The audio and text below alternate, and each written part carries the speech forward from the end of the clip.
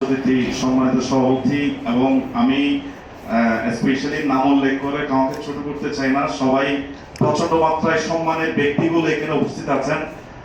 মন থেকে অন্তরস্থল থেকে তাদেরকে সর্বোচ্চ সম্মান, শ্রদ্ধা এবং ভালোবাসা জানাচ্ছি।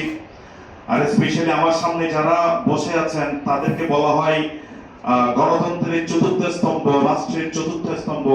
আমি শুধু তাদেরকে রাষ্ট্রের চতুর্থ স্তম্ভ বলে ছোট করতে চাই না, আমি বলবো একটা রাষ্ট্র, গণতন্ত্র, মানবাধিকার এবং প্রতিটা ক্ষেত্রে অন্যতম যে স্তম্ভ সেটা হচ্ছে সাংবাদিকতা। নিশ্চিতভাবে আপনারা অনেক গুরুত্বপূর্ণ ভূমিকা পালন করছেন। এই দেশের যে বিভিন্ন সমস্যায় জর্জরিত, রাষ্ট্রীয় সমস্যা, জনগণের সমস্যা, প্রশাসনের সমস্যা, মানবাধিকারের সমস্যা, প্রতিটি সমস্যা আপনারা তুলে ধরছেন নিবেদিত প্রাণ হয়ে। শুধু তাই নয়, আমি করে বলতে চাই আপনারা এমন একটি ডিপার্টমেন্টে আছেন, এমন একটা জায়গায় আপনারা কাজ করছেন যেখানে রাষ্ট্রের সমস্যা জনগণের কাছে তুলে ধরছেন। আবার অন্যদিকে জনগণের সমস্যাগুলো রাষ্ট্রের কাছে তুলে ধরে একটা চমৎকার ভারসাম্য নিশ্চিত করার একটা চমৎকার সুযোগ। যেখানে অনিয়ম হচ্ছে, যেখানে দুর্নীতি হচ্ছে, রাষ্ট্রের যেখানে সমস্যা চলছে, সেই বিষয়গুলো আপনারা জনগণের কাছে তুলে ধরার মাধ্যমে ওই জায়গাগুলোতে প্রবলেমের সলিউশন আপনারা নিয়ে আসছেন। আবার জনগণের কি প্রবলেম, জনগণের কি ভোগান্তি, এগুলো আপনারা রাষ্ট্রের কাছে তুলে ধরে ওই জনগণের সমস্যাগুলো আপনারা লাঘব করার চেষ্টা করছেন। এই জন্য আমি এক কথা বলতে চাই, আপনাদের প্রফেশন শুধু চতুর্থ স্তম্ভ না, অন্যতম একটা স্তম্ভ। এবং আপনাদেরকে এই মুহূর্তে আমাদের দেশের জন্য সবচেয়ে বেশি দরকার আপনাদের ভূমিকা। কিছু মিডিয়া সত্যের পক্ষে কথা বলেছিল, ছাত্রদের পক্ষে কথা বলেছিল, ন্যায়ের পক্ষে কথা বলেছিল বলেই সেদিন সেই যে গণঅভ্যুত্থান, সেই যে সংগ্রাম, সেটা কি হয়েছে, সফল হয়েছে।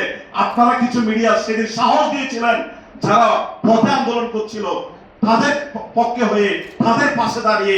এই জন্য কিন্তু আজকে আমরা এইভাবে, এই যে একটু আগে অনেকে বললো যে আমরা সবাই এখানে এক জায়গায় আছি, বিভিন্ন ধর্মের, বিভিন্ন মতাবলম্বী, বিভিন্ন রাজনৈতিক দলের লোক এখানে এক জায়গায় আছি, যে পরিবেশটা ক্রিয়েট হয়েছে সেদিন আপনারা সহযোগিতা করেছিলেন বলে আমি বিশ্বাস করি।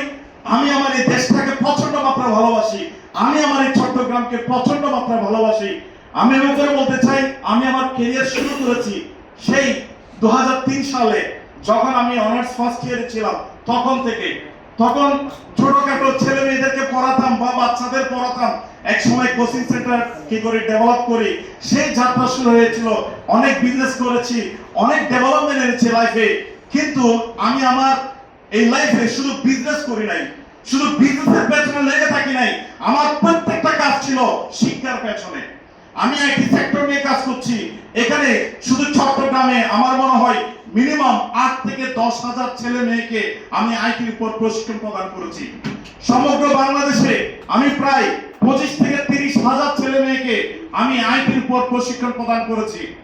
এই কর্মজীবনে আমি দেখেছি অনেক মা বাবা, আমি জানি আপনাদের মধ্যে অনেকেই আছেন যারা অনেক পরিশ্রম করেন, দৌড়ান, কিন্তু দিন শেষে ওই বাচ্চার জন্য ওই যে দুধের যে মানে এক প্যাকেট দুধ নিয়ে যাবেন, সেই সামর্থ্যটা হয় নাই, সেই সামর্থ্যটা হয় না অনেকের। আমি দেখেছি অনেকে এই লাইফ, অনেকে দেখেছি সন্তানের চাহিদা পূরণ করতে পারে না, পরিবারের চাহিদা পূরণ করতে পারে না, অনেক কষ্টে তাদের জীবন যায়। সেই জায়গা থেকে আমার মাইন্ডে সেট হয়েছে আমি কর্মসংস্থান তৈরি করার জন্য কাজ করব, এবং সেই লক্ষ্যে আমি কাজ করেছি। আমি এমন করে বলতে চাই, জিএমআইটি শুধু চট্টগ্রাম নয়, বাংলাদেশে ওয়ান অ্যান্ড অনলি প্ল্যাটফর্ম, যে প্ল্যাটফর্মটি হাতে কলমে শিক্ষা দেয়। আমরা একেবারে ক্লাস থেকে, রোড লেভেল থেকে শিক্ষা দেয়। এখানে জিএমআইটির কথা বলা এটা মুখ্য উদ্দেশ্য নয়।